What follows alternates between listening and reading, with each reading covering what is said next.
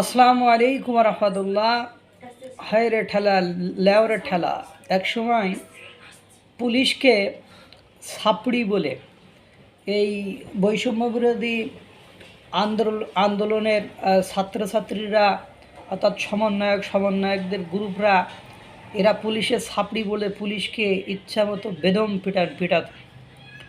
সেই পিটানোর ফলে জানেন আপনারা 5ই আগস্ট পর্যন্ত অনেক পুলিশকে তাদের থানায় বা রাস্তায় ঘাটে বিভিন্ন স্থানে হত্যা করা হয়েছে। সেটা ইনডেমনিটি দিয়ে সেই হত্যাকে মওকুফ করে দেওয়া হয়েছে, মাফ করে দেওয়া হয়েছে। সেটা গেল পুলিশের ব্যাপার। পুলিশদেরকে সকলেই মানুষ মনে করলেও যারা বৈষম্য বিরোধী ছাত্র আন্দোলনের নেতা নেত্রী তারা পুলিশদেরকে ছাপড়ি বা অযোগ্য দালাল দোসর এখনও বলে। তারা গত পরশুদিন দেখলাম ওই একই কথা বলতেছে। এখন সবচেয়ে বড় ঘটনা যেটা ঘটেছে, বগুড়ায় বৈষম্য বিরোধী ছাত্র আন্দোলনের যে এনসিপি পার্টি হয়েছে, জাতীয় নাগরিক পার্টি, সেই জাতীয় নাগরিক পার্টির কমিটি নিয়ে দুই পক্ষের মধ্যে তুমুল সংঘর্ষ হয়েছে। সেই সংঘর্ষের ভেতরে যখন সেনাবাহিনী যায়, সেই সেনাবাহিনী গেলে তারা সেনাবাহিনীকে দেখলাম পিটাচ্ছে। নেন, একটা দেশের স্বাধীনতা সার্বভৌমত্বের রক্ষক হলো সেনাবাহিনী, আর সেই সেনাবাহিনীকে যখন জাতীয় নাগরিক পার্টির লোকেরা বা সদস্যরা বা কমিটির নেতা নেত্রীরা যখন ধরে পিটায়, আমি তো অবাক।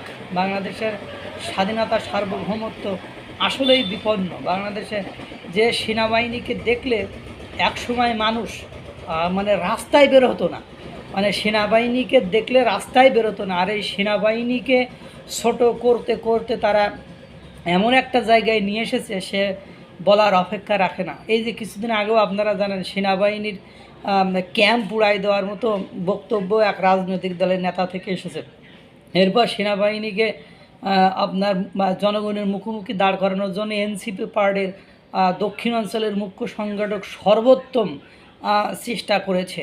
আর সেনাবাহিনীকে আপনারা জানেন 5ই ফেব্রুয়ারি ধানমন্ডির 32 নম্বর ভাঙতে যখন তৌহিদি জনতার ব্যানারে সকল রাজনৈতিক দলের নেতারা গিয়েছিল, সেখানে যখন সেনাবাহিনী গিয়েছিল তখন সেনাবাহিনীদেরকে ভুয়া ভুয়া স্লোগানে মুখরিত করে সেখান থেকে বের করে দেওয়া হয়েছিল।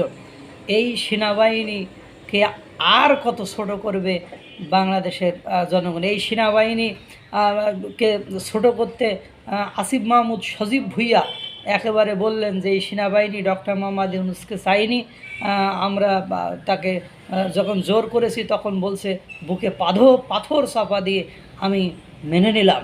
এই যে মুখোমুখি দাঁড় করানো, এরা কিন্তু সকলেই এনসিপি অর্থাৎ বৈষম্য বিরোধী ছাত্র আন্দোলনের যারা বর্তমানে জাতীয় নাগরিক পার্টির সদস্য, তারাই কিন্তু এই সেনাবাহিনীকে গায়ে হাত দেওয়ার মতো দুঃসাহস দেখিয়েছে। অন্য কেউ কিন্তু দেখায়নি বা দেখাতে পারেনি। আল্লাহ তাআলা সকলকে ভালো রাখুক, সুস্থ রাখুক। আসসালামু আলাইকুম রহমতুল্লাহ।